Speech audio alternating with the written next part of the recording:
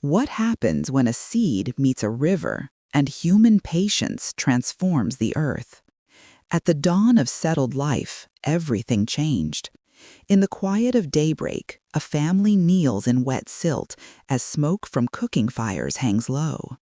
The move from foraging to farming created surplus, and with surplus came specialists, rulers, and the first city walls, rising from the fertile soil of Mesopotamia, the Nile Valley, and the Yellow River Basin.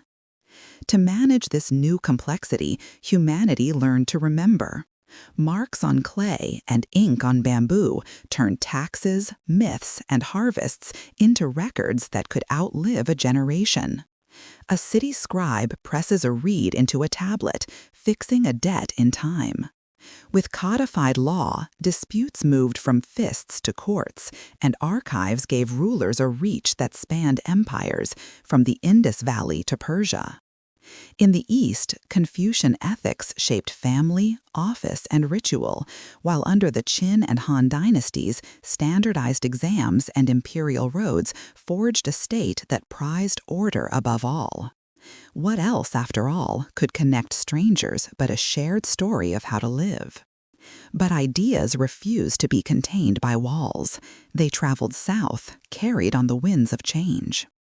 On the Indian subcontinent, the Buddhist path offered a new understanding of suffering and release. Monks journeyed, rulers carved teachings into stone, and compassion became a policy that shaped both royal courts and bustling markets. Far to the west, in busy ports and on sun-drenched hills, Greek inquiry asked what the world is made of and how we can know.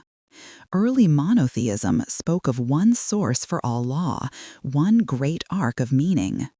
And in the Roman world, legions, laws, and citizenship carried these debates from the forum to the farthest frontier.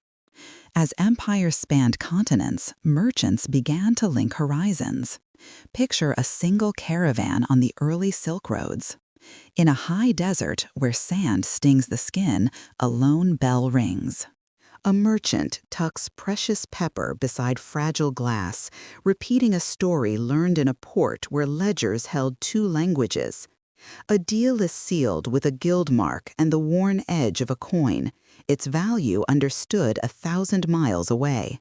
Far to the south, lateen sails caught the monsoon winds, stitching the shores of the Indian Ocean into a vibrant tapestry of trade. We see the echoes of these connections today in our global supply chains and our shared human hunger for what lies beyond the horizon. Dusk falls on a caravanserai where a young scribe warms his hands over mint steam. Saddles creak. The call to prayer drifts over the resting camels. The rise of Islam would soon knit together law and trade from Spain to Indonesia. Mongol roads accelerated the exchange of goods and ideas, but they also carried the Black Death, a plague that broke the old world, remaking labor and power and turning humanity's gaze toward the open sea.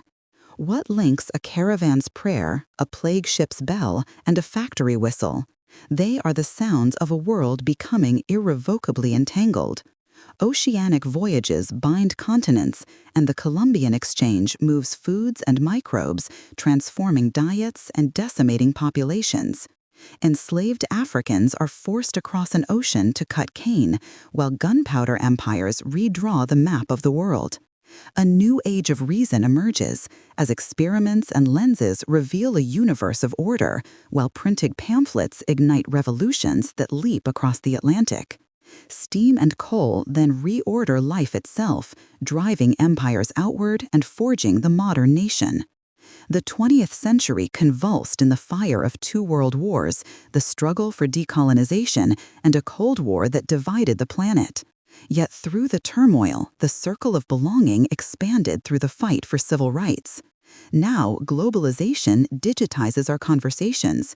Genome editing rewrites the code of life itself, and artificial intelligence poses new questions about our very nature.